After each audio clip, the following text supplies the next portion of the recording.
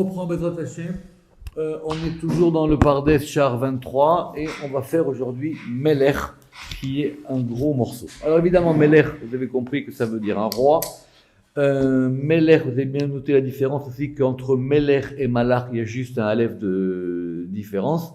Et pourtant, ça change tout. Alors Melech Beshem Ze Rabu Apirushim, c'est un mot où il y a de nombreuses interprétations. Vous allez me dire a priori pourquoi. Melech, c'est lié à la royauté, c'est lié à la malchoute. Simplement, le fait de régner, ça indique plusieurs choses. Et on peut régner à différents niveaux, et on peut régner dans différentes configurations. C'est ce qu'on va voir aujourd'hui. Et donc, d'après ce qui ressort des paroles de Rabbi Shimon bar Yochai dans la plupart des endroits du Zohar, on dirait que Melech Stam ou Tiferet.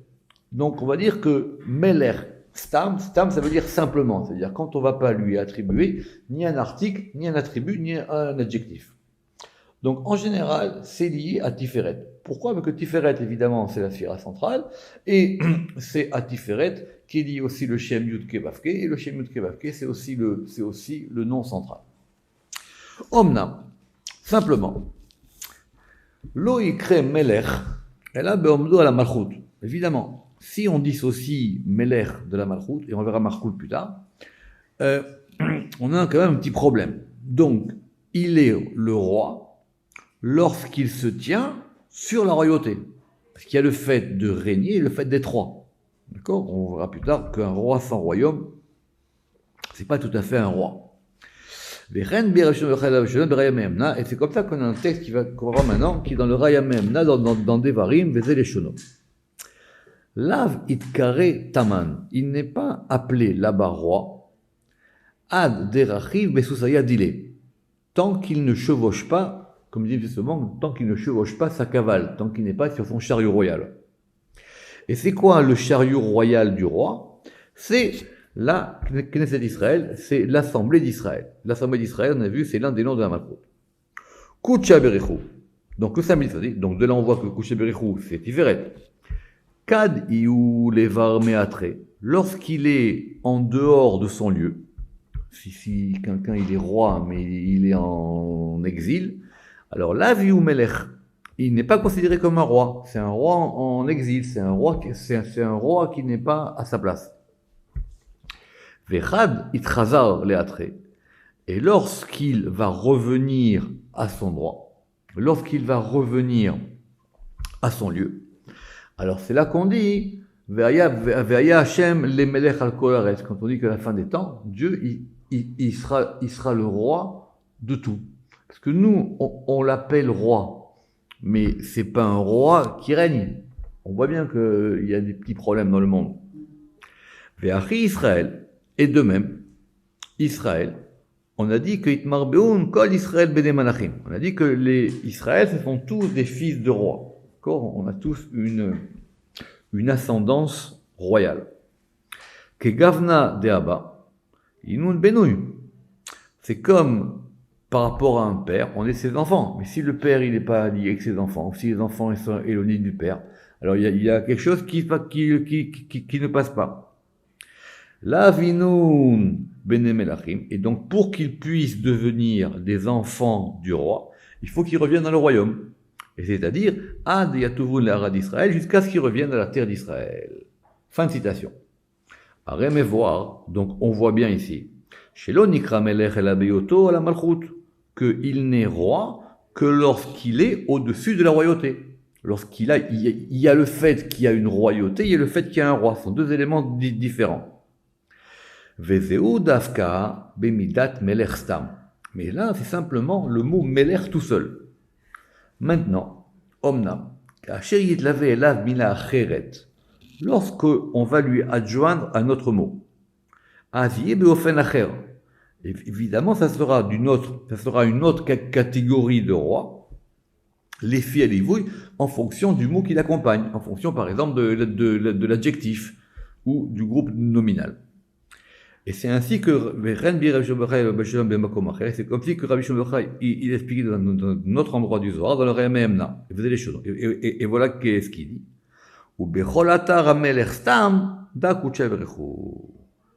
Dans chaque endroit où il y a marqué Ameler, le roi, il verra qu'il y a une différence entre roi et Ameler, d'accord, entre le roi et le roi. Rappelez-vous qu'en hébreu, il n'y a pas d'article indéfini, il y a que l'article défini.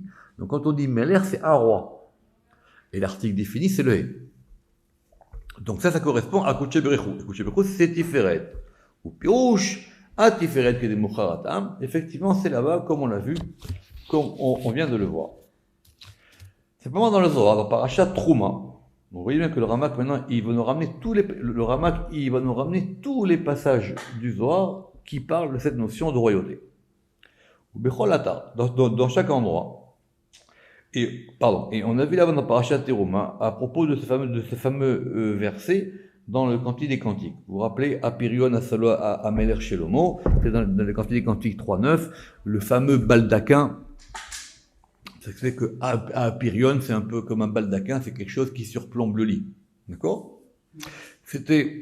Et là-bas, il y a marqué Ameler Shelomo. Alors, Piresh, et là-bas, dans le Zohar, c'est expliqué. Qui Meler Stam, I Amalchut. Alors, là-bas, c'est expliqué d'une autre manière. Quand on dit roi simplement, ça correspond à la Malchut. Et la Malchut, elle est Melech HaMashiach. Alors, c'est quoi Melech HaMashiach? C'est le roi qui est oint, littéralement, d'accord? C'est le roi qui a reçu l'onction. Comme nous allons l'expliquer. Alors donc le Zohar il se contredit. D'ailleurs c'est une grande question. Depuis le début on peut prendre 2 minutes pour parler de ça. C'est que les textes du Zohar ils constituent un ensemble. Si Dieu veut un jour on parlera de ça de façon plus approfondie.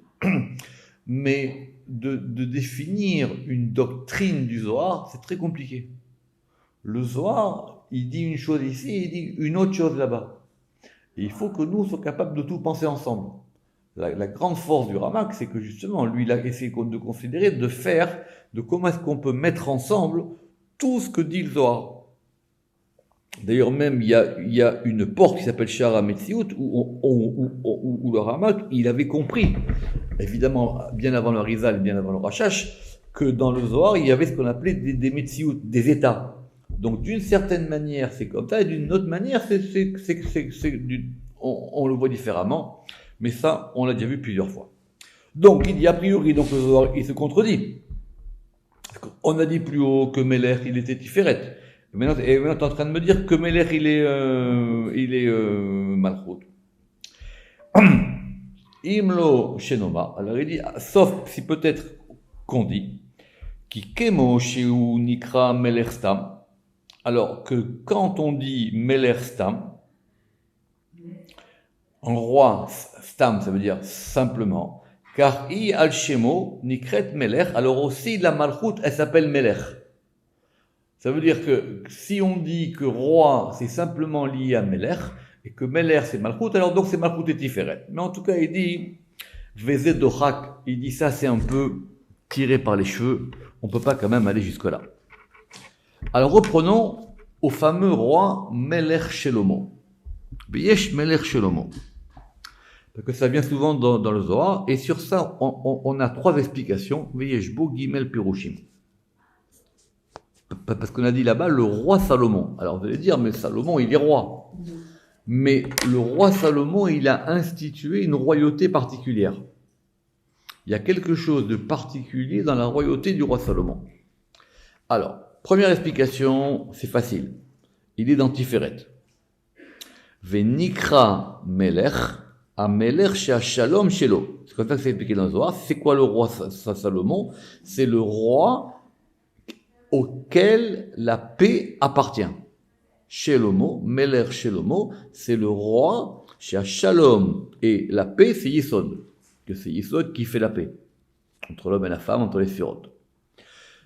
Parce que le Shalom, il est le Yisod, et il est à lui. Kenoda. C'est à lui. Je répète, Meler Shelomo, Meler chez Shalom Shelo. D'accord? Donc vous avez compris comment on fait le jeu de mots, parce que Shelomo, ça s'écrit avec un He à la fin, mais on prononce O. Donc on dit Shalom Shelo et on met un Vav à la place du He. Et c'est comme ça que c'est expliqué là-bas dans Teruma, dans le texte qu'on vient de citer, et dans Shirachirim. Simplement, On a voulu expliquer aussi dans Shir Hashirim une autre explication, dans le Zohar de Shir Hashirim évidemment, qui Meler Shelomo, que le roi Salomon, il correspond à la Bina. Ah, pourquoi? Chez Shalom, chez Tiferet, c'est-à-dire parce que le Shalom qui est Tiferet. Alors comment Shalom il est Tiferet, Shalom il est Yesod? On verra évidemment à l'article Shalom, et simplement rappelez-vous que tout ce qui arrive à Yaakov, ça arrive à Yosef. Tout ce qu'on applique à Tiferet, on peut aussi l'appliquer à Yesod.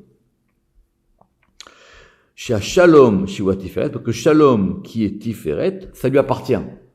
Or, quel est le propriétaire de Tiferet? C'est Bina. Shalom Shelo. La paix est à lui. Shalom Shelo. Donc il a dit, soit au début c'est Tiferet et Yesod appartient à Tiferet, et si on dit maintenant que Shalom il est Tiferet, alors donc c'est la Bina. Pourquoi? Parce qu'on veut prendre la mesure de la grandeur du roi Salomon. Rappelez-vous que c'est lui qui est considéré comme étant le plus sage de tous les hommes. Donc on veut comprendre maintenant cette notion et on veut le voir ça dans le nom même du roi Salomon. Ou Bézoar, et dans le Zohar, Gabé Ouvda de Saba, à propos d'une histoire avec d'un vieillard, d'un sabbat. Il y a plusieurs histoires dans le Zohar qui parlent de cette notion où il rencontre un vieillard. Puis là, il s'est expliqué. Qui Meler Shelomo, c'est Chorma. Ça, c'est le plus simple. Le roi Salomon, il est lié à Chorma. D'accord? Et parce que c'est lui qui est la Chorma. Il est marqué, d'accord? Parce que c'est un verset qui dit va Hashem Natan Chorma le Shlomo, que Dieu il a donné la sagesse au roi Salomon, d'accord? Alors, qui met Shlomo ou Chorma, et donc va Shalom chez Tiferet, et le Shalom qui est lié à Tiferet lui appartient. Comment? Besod Shenikra Ben Ishai, parce qu'il s'appelle le fils de Ishai. Or, c'est quoi Ishai? C'est Yesh Yud. Il y a un Yud. Et c'est quoi Yud? C'est Chorma. Yesh Yud, c'est Chorma. Comme on a expliqué, rappelez-vous, à ce degré de Ishai. Vekol Zenimsa Bazohar. Et donc, on a tous ces enseignements qui apparemment sont différents dans le Zohar. Aïn Panim la Torah, et de là on peut comprendre aussi pourquoi est-ce qu'il y a 70 faces à la Torah. C'est-à-dire il y a plusieurs manières d'expliquer ce terme de Meler, et on peut le voir de différentes manières. Ou les Kulua Pirushim, en tout cas, d'après toutes les explications, l'Otikra Meler Shelomo, on peut comprendre pourquoi cette notion de Meler Shelomo elle est particulière. Elle a Besod Ashparata Beshlomo. Parce que c'est parce que c'est par le mystère de l'influence de ce degré du roi dans ce nom de Shelomo. Ou Biyot à Tiferet o à Yesod. Et donc quand on va attribuer à cette notion de Shalom soit Tiferet, soit Yesod, Shiu Achra parce qu'effectivement c'est le Shalom, c'est un élément. On a dit les Achria, c'est un élément centralisateur qui correspond soit à Tiferet, soit à Yesod. Alors on continue. Évidemment, quand on fait la prière, Amelech Agadol, on dit que c'est le grand roi. Alors le grand roi, c'est quoi? Veyesh Amelech Agadol, Veu Abina Keshemashpia Bachesed. Pourquoi? C'est la Bina lorsqu'elle va donner un influx dans Chesed. Pourquoi? Parce que Gadol, c'est quoi? Parce que Gadol, c'est Chesed. Rappelez-vous que la Gidoula, c'est le deuxième nom de Chesed. Alors, quand on dit Amelech Hagadol, le roi, littéralement, le roi du grand, le roi le grand, le roi le grand. Qui est-ce qui peut donc régner sur ce degré de Chesed? C'est forcément un degré plus haut, et c'est lié à la Bina. Velifamim Tikra Bina. Et après, des fois, on va l'appeler, par exemple, Amelech HaKadosh. Par exemple, vous vous rappelez, quand c'est qu'on dit Amelech HaKadosh? On dit Amelech HaKadosh pendant les 10 jours qui sont entre Rosh Hashanah et Kippour. D'accord? La troisième bracha de la Hamida à El HaKadosh, à Kippour, on la transforme en Amelech HaKadosh. Or, c'est quoi la sainteté? La sainteté, c'est lié à Chorma. Or, le roi de la sainteté, c'est lié à Bina. Pourquoi? Puis et il dit, pourquoi est-ce qu'on dit Amelech Akadosh? Parce que rappelez-vous que de toutes les manières, c'est ce qu'on appelle ces fameux 10 jours de pénitence, sont des jours liés à la Bina. Ce sont les jours, effectivement, on est jugé et on veut se mettre sous la protection et en même temps sous la rigueur qu'on espère clémente de la Bina. Et Rabbi Moshe, il a expliqué que Amelech Akadosh, c'était du côté de Tiferet, parce que Tiferet s'appelle Kadosh. Alors, est-ce que Kadosh, évidemment, nous on est ici dans même, donc on verra plus tard. Normalement, la Kedusha, c'est lié à la Chorma. Ve'efshar shenikre Kadosh, mitzad hagevura, et que donc, on pourrait considérer que Kadosh, il soit du côté de la Gvura. Pourquoi? Parce que même du côté de la Gvura, il y a aussi une Kedusha. Alors on verra plus tard évidemment ces grandes notions qui sont, mais on avait déjà vu, la tahara, la pureté et la sainteté. La pureté et la sainteté sont donc deux mots complètement différents. C'est vrai que la pureté, elle est plus du côté de la gvora, parce que pour être pur, il faut s'éloigner des choses impures.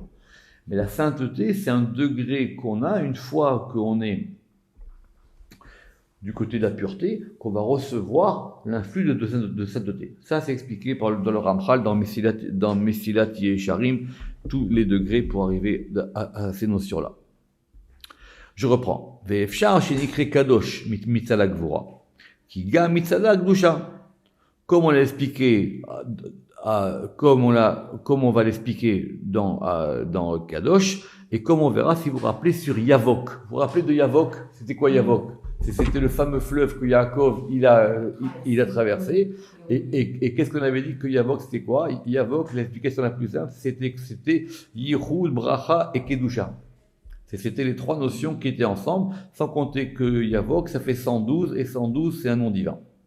Ça, on l'a vu dans Yavok. Et effectivement, donc tout ça, ça serait donc sous la prééminence du din, et c'est pour ça que la Bina, elle s'appelle Amelech Akadosh, le roi saint. Et Ugvar Efshar Sheikra Tiferet Melech Kadosh ou Melech Taor. Évidemment, si maintenant on dit Melech Kadosh, on va avoir aussi Melech Taor. Or, c'est pas pareil que si le roi il est pur ou si le roi il est saint. Alors, Vechen Efshar, elle avait dit maintenant c'est possible aussi. Chez Ikra Tiferet, que ce soit Tiferet qui s'appelle Melech Kadosh et Melech Taor. Un du côté de la Gdoula, un du côté de Chesed, Ve'echad Misad Gvura et un du côté de la Gvura. Parce que d'un côté on aura la Kedusha et de l'autre côté on aura la Tahara. Comme on l'a vu à l'article Tahara, vous pouvez le voir, c'est à la lettre tête. Donc, maintenant, là c'est quand on avait Amelech Agadol. Pourquoi est-ce qu'il y a une différence entre Amelech Agadol et Melech Gadol? On va voir ça tout de suite. Melech Gadol, simplement, c'est du côté de la Gilula, c'est du côté de Chesed. Ou Kedé, chez Nuchal Leafrin. Et donc, pour qu'on puisse distinguer Ema qui a Meler Batiferet ou Babina. Quand c'est qu'on va dire que Meler il est lié à Tiferet ou que Meler il est lié à Bina?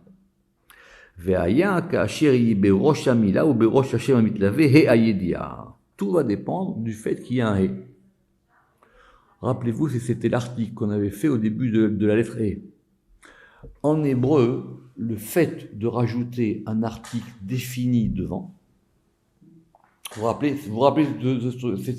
c'est très très important. Il faut refaire ce cours-là. Nous, où est-ce qu'on a vu? On a vu la différence, la différence qu'il y a entre Motsi et Amotsi. Vous vous rappelez cette histoire-là? Le soir, il a dit c'est très important. Il faut faire attention au fait qu'on a dit Hammotsi. Qu'on aurait pu très bien dire Motsi. Vous vous rappelez, c'était le soir qu'on a fait là-bas dans Parashat Teruma. Alors, on va revenir là-dessus, mais c'est pas le sujet, parce que on l'a déjà vu dans E. Mais sachez que quand on met un article défini en hébreu, le mot, on le durcit. La preuve, c'est qu'une fois qu'on a un E dans l'article défini, la lettre d'après, elle prend un dagesh. D'accord? Quand on a un He à Yedia, le mot d'après, il prend un dagesh. Et s'il peut pas prendre de dagesh, alors donc ça ponctue, et donc ça sa ponctuation va changer. La différence entre Chacham et Chacham. Bon, j'espère que tout le monde connaît ça. Mais en tout cas, le He, qui correspond donc à la Bina, ou à Malchut, parce que ça va dépendre si le He, il s'applique soit à un nom, soit à un verbe. Parce que le He Ayidia, il peut s'appliquer aux deux. Vous pouvez dire Melech à Melech, et vous pouvez dire Motzi à Motzi. À Motzi, ça veut dire quoi? C'est celui qui fait sortir. Melech, c'est le roi. Et quand vous désignez le roi, donc lui-même vous désignez, donc là ça devient plus précis. Mais quand ça devient plus précis, quelque part vous l'exposez. C'est pas un roi. Melech, c'est un roi. Donc ça, il dit le Ramak, pour tout ça, il faut voir là-bas. Alors le He Ayedia, donc le He Ayedia, il indique bien que maintenant le mot Shakinuyazé, il est lié à la Bina, comme nous l'avons expliqué dans l'article sur le He. Mais maintenant, quand il n'y a pas de He, quand c'est simplement Melech, roi, Stam, alors là c'est lié à Tiferet. Et on peut souligner Vezé Aklal, et voilà donc le principe, Nira Esfenouika, et c'est ça pour nous le principe qui nous semble le principe fondamental. Tout va dépendre s'il y a un He ou s'il n'y a pas un He. Od Nishpot Alivu, les filles Inyano. Et mais maintenant, on a une autre difficulté, c'est qu'on va savoir maintenant à quel mot on va adjoindre roi. Les Finyano, bébé Fiatmo, ou Milat Melech. Et donc, maintenant, on a dit que roi, c'était Behad Mishne Mekomot à Niskarim, les Fichetifat et Ayedia. Donc, roi, il va être soit dans Tiferet, soit dans Bina. En fonction du fait qu'il a un et à Ayedia. Vous réécouterez le cours, mais je vous dis quelque chose d'important. Des fois, dans le Zohar, c'est rare, mais Yud Kevavke, c'est Bina. C'est le même problème. En général, on dit que Yud Kevavke c'est Tiferet, mais des fois dans le Zohar, Yud Kevavke c'est Bina. Alors, et dans le Zohar, dans Parashat Vayetse, on a un fameux verset dans les psaumes, psaume 48.3, où là-bas on va dire Kiryat Melech Rav, la ville du grand roi. Alors Rav, ça veut dire nombreux, mais Even Ezra sur place, il dit que ça veut dire le roi qui est grand. Et dans Parashat Vayetse, on dit là-bas que quand on a dit Melech Rav, c'était lié à la Bina. Alors que peut-être ça aurait été mieux de le dire du point de vue de Chorma. Pourquoi? Parce que Chorma, cette notion de multitude, cette notion de chose qui est grande, qui contient beaucoup de choses, Ken Mitzal Chorma, parce que c'est du côté de Chorma qu'on a cette notion de Rav, de la Ravout, comme on verra à Rav, qui Gedula Gadol, notez-le encore une fois. Quand on dit Gadol, c'est lié à Gedula, ça c'est clair. Et quand on dit Chorma, c'est lié à Rav. Donc, Rav, oui. Parce que Rav, c'est pas comme on dit aujourd'hui le rabbin. Rav, d'abord, en hébreu, ça veut dire avoir beaucoup. D'accord? C'est le signe de ce qu'on a beaucoup de choses. Et donc c'est possible du coup que ça soit du côté de Chesed. Et dans les Tikkunim, l'affaire a été tranchée, qu'on a dit que c'est la Chorma qui s'appelle Melech Rav, mais comme le verset dit Kiryat Melech Rav, ça veut dire la ville où réside le grand roi. Or c'est quoi le lieu de résidence de la Chorma? C'est la Bina. Et donc maintenant ça revient à ce qu'on a dit par rapport à Rav. Très bien. Alors la phrase que tout le monde connaît, Melech Haolam, le roi du monde. C'est vrai, parce que le fait de désigner les choses, nous on pense que ça les simplifie, mais ça les complexifie souvent. Quand on dit roi, c'est le roi. Quand on dit Melech Haolam, Melech HaKadosh, Melech Rav, à chaque fois, on va donc complexifier la chose. Alors Melech HaOlam, c'est facile, c'est la Bina. Parce que Olam, c'est Bina. D'accord? Tous les versets où on a Mina Olam Ada Olam, ça veut dire de Bina à Malchut, ce sont les 2 degrés. Ça, vous verrez à Olam. Et pourquoi? C'est facile. Kiou Melech HaOlam, parce que quand on va désigner, évidemment, ici, depuis le début, le roi, c'est Dieu. Hein. Quand on dit qu'il est Melech Haolam, Shiu remez ala ekef, ça veut dire qu'il englobe. Il est le roi de tout le monde. Il englobe tout le monde. C'est ça le ekef. D'accord? Ve'enze mityaches, et donc ça, ce principe englobant ne peut s'appliquer et la babina. Que par rapport à la bina. C'est la bina, le degré englobant de tout. C'est elle qui est la mère des enfants, c'est elle qui englobe le tout. Ou biota melech al kol haolam. Et donc, quand la bina, elle correspond à ce degré qu'il est le roi de tout le monde, shiur remez, c'est-à-dire quoi? La bina, c'est elle qui englobe les 6 degrés d'en bas, qui correspondent donc à Sheshet Yemei Bereshit, au séjour de la création. She'az mishpa'et ba'em, she'az mishpa'at ba'em, parce que c'est elle qui envoie un influx dans toute la création.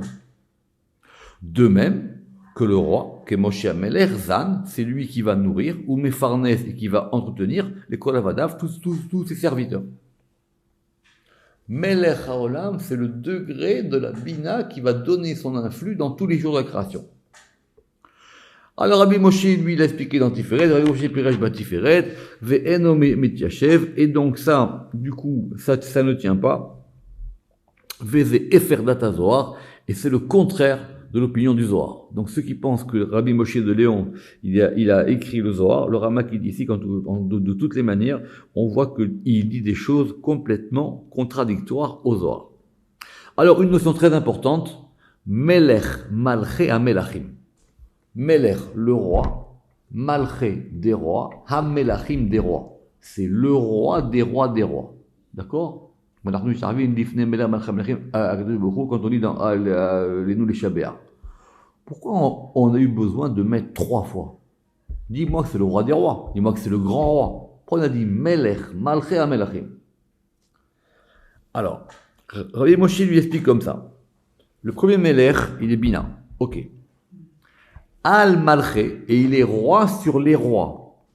C'est quoi les rois? Les rois, ce sont, chez M. Gimel Avot, ce sont les 3 patriarches, c'est-à-dire les 3 degrés qui sont en dessous de la Bina. Et eux, ils sont rois sur les rois. Le roi des rois des rois. Il est roi sur les rois, et ces rois sont rois sur d'autres rois. D'accord ou pas? Très bien. Donc le premier, c'est la Bina. Le deuxième, les rois, c'est un pluriel. Donc, c'est-à-dire les 3 Chesed Gvura Tiferet, et sur les 3 autres rois, qui sont quoi? Qui sont Netzar, Od et Yesod. Shem Gimel Anafim, c'est-à-dire qui sont les 3 branches qui sortent des 3 premiers. Vezohi Kavanato Bekitsur, et voilà ce que Rabbi Moshe il dit là-dessus de façon résumée. Mais, Ve'ayoter Mityachev, ce qui est le plus acceptable, Etzlenu, chez nous, c'est de dire comme ça. Et écoutez bien. Melech, ici, il est Keter. Melech ou Keter Elion. C'est le roi de la couronne supérieure. Pourquoi? Shiu Melech, a Molech al Malché, parce qu'il règne sur les rois. Or, quels sont les rois? Qui sont les 2 rois qui sont Chochma et Bina. Et ces rois qui sont Chochma et Bina, ils sont rois sur les rois des 7 autres rois qui correspondent aux 7 séphirot. Venimsa begimel melotelu kolel kol haeser. Dans Melech Malché Hamelachim, vous avez les 10 séphirot. Velazé darkenu bechibur hazé. Et c'est comme ça que on pense qu'il s'agit dans ce livre ici. Baskerenu ensof. Et donc quand on dit Melech Malché Hamelachim, c'est le roi absolu, c'est le roi de tout. Le roi des rois des rois. Donc, et quelque part, c'est une manière de mentionner le Ensof. Et après, on dit Melech Malché Hamelachim. Les Yardo Be'eser Sephirotav, c'est-à-dire qu'on va unir le Ensof aux 10 Sephirot, ou l'Amlicho Bahem, et dire qu'effectivement, il n'y a qu'un seul roi. C'est le roi qui dirige tout. Il est roi des rois, des rois, des rois, des rois. Ça, c'est très important. Alors, Melech Nora.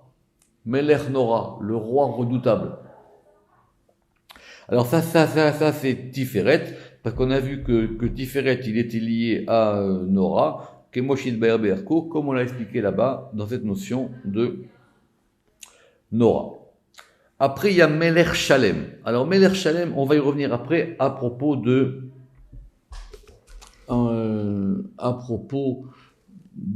Malkisedek. Que c'est à son propos que c'est à propos que on voit là-bas que il est appelé le roi entier ou le roi intègre ou le roi parfait. Alors Meler Shalem, ça c'est la Bina et c'est comme ça que c'est expliqué dans le Zohar, dans Parashat Lech Lecha. Donc la paracha qui va parler de Malkisedek, c'est l'article d'après. Parce que il est Meler Shalem dans le sens où maintenant il domine sur Tiferet qui est Shalem. Parce que Shalem c'est comme Shalom. D'accord, comme on a dit plus haut.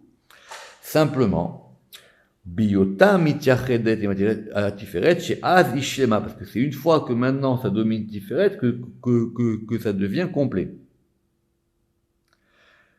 Et on a expliqué dans Parashat Vayechi qu'il y a Malchut, que la Malchut, Be'erer Bechinata, par rapport à un aspect, chez Enla et la Mashekabelet Mitiferet, qui est que la Malchut, quand elle va avoir uniquement ce qu'elle reçoit de Tiferet, alors elle s'appelle Melech HaMashiach.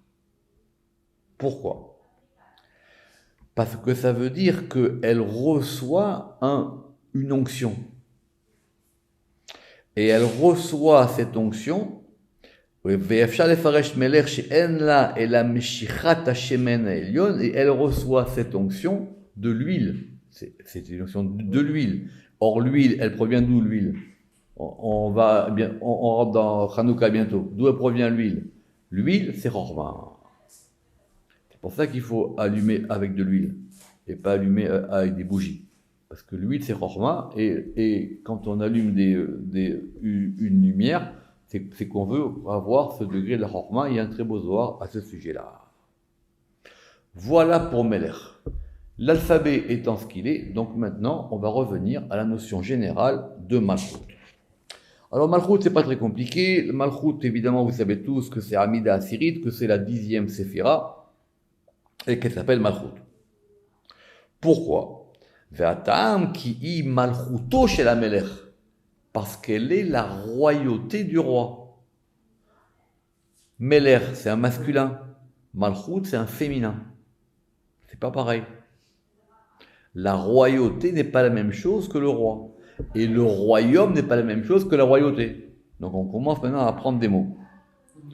Veshem Malchut, et quand on dit donc la royauté, Kolel Kol Pamelia Shel Mala, ça correspond à toute la cohorte d'en haut. C'est la royauté totale. Qui Kama Panim les Panim Anoraim, parce qu'il y a de nombreuses faces aux faces redoutables. C'est-à-dire, ça comprend tous les aspects. C'est quelque part. Alors, je ne sais pas si vous vous rappelez, il y a aussi la Meloucha. Mais la Meloucha, voilà, la Meloucha, on l'avait vu. Vous vous rappelez, la Meloucha, on l'avait vu la semaine dernière. Parce qu'il y a la Malchut et il y a la Meloucha. Ve'aita Hashem Meloucha, le verset on va dire. Ve'kama achoraim le achoraim de la nirin. Et donc maintenant, cette royauté, elle comprend toutes les faces possibles et tous les arrières possibles. Ou biyot akol kaloul. Et donc maintenant, quand tout ça est réuni, ça s'appelle la Malchut. C'est pour ça que la Malchut, c'est une séphira englobante.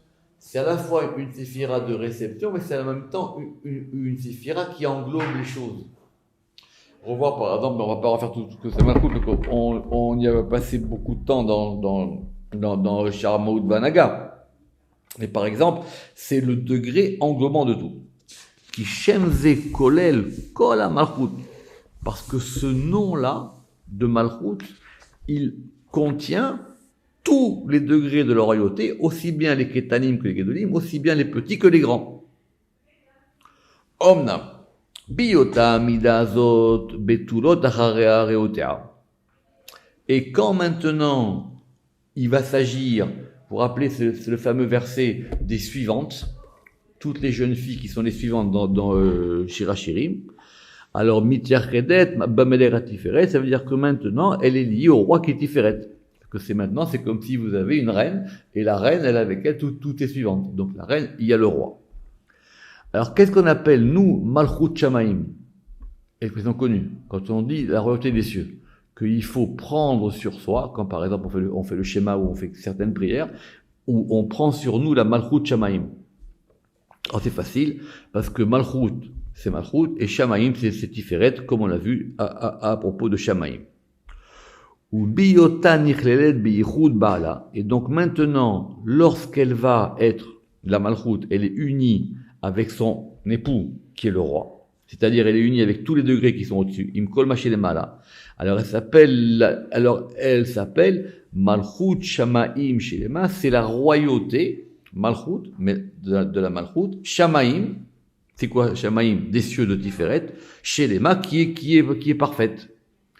Amora al Shelimuta. Et donc maintenant, c'est une royauté qui ne souffre d'aucune déficience. Velo al Peritzata. Et donc maintenant, elle n'est pas ébréchée. Et ça correspond, si vous vous rappelez, et on le verra, ça correspond à la différence qu'il y a entre la matzah Shelema et la matzah Peroussa. C'est pour ça que dans le Seder, il y a une matzah qui est entière et il y a une matzah qu'on va briser. Parce qu'il lui manque 1 degré. Et effectivement, il y a ce qu'on appelle Malchut Bet David. Alors c'est quoi Malchut Bet David? Malchut Bet David, c'est un grand sujet. Le Ramak ici, il est très court. C'est un très très grand sujet que la Malchut, elle a été donnée à Yehuda.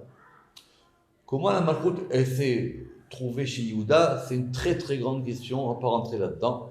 Parce que normalement, c'est le Bechor qui est le roi. Normalement, le Bechor, il aurait dû être et Kohen et roi. Maintenant, à cause de l'histoire des 12 enfants de Yaakov, ça a été donné à différents degrés. Parce que le Bechor aurait dû être Yosef. D'accord? Donc, il y a eu une espèce de déploiement de ces degrés-là. C'est très complexe, mais qui arrive que la Malchut, elle est sur Yehuda. Et donc, seuls les gens de la tribu de Yehuda sont appelés des rois. Et Yehuda, c'est évidemment l'ancêtre du roi David. Et donc, on a une tradition que la royauté se transmet de façon généalogique aux gens qui sont de la descendante de Yehuda et Malchut Ben David. À tel point qu'il y avait des gens, et c'est connu, mais maintenant des fois c'est vrai, des fois c'est pas vrai, qui ont donc des livres de chroniques ou des arbres généalogiques qui font qu'à chaque fois, effectivement, ils puissent remonter jusqu'à tel ou tel roi. C'est très important. D'accord? Alors, Malchut Ben David, donc ça c'est là parce qu'effectivement, à partir de David, tous les rois qu'on va avoir en Israël, ils sont obligés d'avoir cette ascendance depuis David. Parce qu'effectivement, donc maintenant, toute la Malchut dépend de ce degré de Bet David. Alors, le Ramak, il va être très vite. C'est quoi le degré de David? C'est le degré de la Malchut. C'est quoi le degré de la Malchut? C'est le degré de la lune. Or, dans la lune, il y a combien? Il y a 28 moments, les 28 jours. Vous vous rappelez, ce sont les 28 Hatim. Pourquoi on appelle ça les 28 Hatim? Parce que ce sont les 28 moments qu'il a dit le roi Salomon, un temps pour aimer, un temps pour mourir, etc. Vous vous rappelez ça? On l'a vu dans le cours, au milieu du Sefer Yetzira. Et le Ramak nous dit quelque chose où j'ai mis un grand point d'interrogation. Et il dit Keminyan Malché Bet David, comme le compte des rois de la maison de David. Alors c'est très compliqué, parce que quand on fait le compte, on n'arrive pas à 28. Alors on a le compte des rois du premier temple, on a le compte, y compris les rois qui ont fauté, en tout cas tous les rois d'Israël. Le Ramak dit ici que le compte des rois d'Israël, depuis donc le moment du roi David, jusqu'au moment de la destruction du second temple, où on a arrêté après le principe de royauté, qu'après il n'y a plus de roi, il dit qu'on arrive à un compte de 28. Comment il y a à ce compte de 28? J'ai pas trouvé, pourtant il y a des livres antiques qui parlent de ça. Et donc de même, et qu'il y a Malchut Shamaim, qu'il y a donc la royauté des cieux, c'est-à-dire Tiferet et Malchut, il y a aussi malheureusement la mauvaise royauté. Chen yesh Malchut Zadon. Il y a donc la royauté rebelle, Malchut Arisha, la royauté impie. Chez Te'aker b'mera b'yamenu, qui doit être déracinée, si Dieu veut, le plus vite possible. Et ça correspond à quoi? Ça correspond à Lamed Lamed. Parce que c'est elle qui veut dominer. À Lamed Lamed, Arisha, et elle, et tout ce qui est avec elle, comme on verra dans Sharat Murot, et comme on verra dans les Echalat Murot, c'est-à-dire dans la porte des substitutions, et dans la porte des palais qui sont du mauvais côté. On va terminer avec donc Malki Tzedek. Alors Malki Tzedek, on va prendre un peu de temps, c'est un grand sujet. Ici, c'est un dictionnaire, on va pas faire des cours approfondis sur ces éléments-là. Je vous rappelle l'histoire, on est dans Parashat Lech Lecha. Il y a la guerre des 4 rois contre les 5 rois, une guerre à laquelle on ne comprend rien. Abraham, il se bat avec tout le monde, il gagne tout, et il va aller rendre hommage à un personnage qui s'appelle Malki Tzedek. Et donc, la Torah nous raconte en quelques psukim que, où Malki Tzedek, donc c'est dans 14-19, où Malki Tzedek Meler Shalem, et donc il y avait Malki Tzedek, il est Meler Shalem, il est le roi Shalem. Certains ont voulu dire de là que c'était le roi de Jérusalem, mais c'est pas évident. Et donc lui, il a sorti les Chem Veyaïn, il a sorti du pain et du vin, Ve'u Chohen El Elyon, et il est prêtre. Donc du temps d'Abraham, il y a déjà un prêtre. Et il est prêtre, les El Elyon, au Dieu supérieur. Vaïvelechou, Abraham le rencontre. Malki Tzedek, il a béni Abraham. Et il lui a dit, Vayomar, Baruch Abraham, béni sois-tu Abraham, les El Elyon pour le Dieu supérieur, Kone Shamaim Bares, qui est propriétaire de la terre, des cieux et de la terre. D'accord? Après, il y a tout, on ne va pas rentrer là-dedans, qui c'est qui a donné un maaser à l'autre? C'est le verset d'après, où Baruch El Elyon, et béni soit le Dieu supérieur, Asher Migen Sarecha, qui t'a protégé de tes ennemis, Beyadecha dans ta main, Vayiten lo maaser mikol, et il lui a donné une dîme de tout. Est-ce que c'est Abraham qui a donné la dîme du butin de la guerre à Malki Tzedek, ou est-ce que c'est Malki Tzedek qui a donné la dîme de ce qu'il avait à Abraham? C'est une grande question. D'accord? C'est une grande question. Le Zohar, il dit que, le Zohar est très dur, il dit que ce Malki Tzedek, il a fait une faute. Quand il a béni Abraham, il a d'abord béni Abraham et après Dieu. Vayomar Baruch Abraham l'Elyon. Il a dit béni soit Abraham l'Elyon. Et après, il s'est rattrapé et il a dit Baruch El Elyon, béni le Dieu supérieur. Le Zohar, il dit, dans une version, il dit à cause de ça, il a perdu la prêtrise, la Kihuna. Et à partir de ce moment-là, Abraham devient Cohen. Et c'est pour ça que comme on donne le Maaser au Cohen, d'où la question de savoir qui a donné le Maaser à qui. Grand sujet. En tout cas, Malki Tzedek, Bureau Bazoar, Malki Tzedek expliqué dans le Zohar que ça correspond à Malchut. Évidemment, Malki Tzedek. Donc tout le monde connaît la différence entre Tzedek et Mishpat. On ne revient pas là-dessus. D'accord? Tzedek, c'est la justice. Mishpat, c'est le jugement. Et c'est expliqué évidemment à la fin de l'Aïdra Zuta, la différence qu'il y a entre Tzedek et Mishpat. C'est le dernier discours de Rabbi Shimon ben Yochai. Voilà ce que nous dit le Zohar. Il lui a dit, Atar Chohen Leolam, toi tu es prêtre pour toujours. Man, Al Dibarti Malki Tzedek, sur ma parole, le roi de Tzedek. Et là, Kohen Ila, c'est simplement le Kohen supérieur. Dahu Kaima al Davar, de celui qui se maintient sur la chose. Ou Begin Deahu Dvar Lo Kaima Elay Beyemina. Et donc, puisque cette chose, elle ne se tient que par la droite, la prêtrise. Veahu Davar Maniu. Et c'est quoi cette chose-là? Malki Tzedek, c'est pour ça qu'il s'appelle Malki Tzedek. Fin de citation du Zohar. Le Ramak n'en dit pas plus. Baruch Adonai Le'olam. Amen ve Amen.